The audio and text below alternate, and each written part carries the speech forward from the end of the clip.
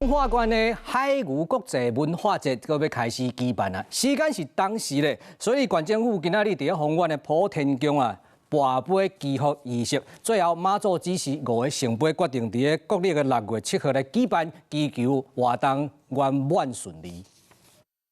彰化县长王惠美和普天宫管委会管护团队，阁有地方各面第一陪同，正是马祖2026国际海牛文化节的举办时间。上尾起5个圣杯决定伫咧6月7日来办理。这几年来，我们从这个海牛的饲养的这个训练，那一直在努力。现在大概有12头的这个海牛哈。海牛文化是丰原沿海重要的传统文化资产。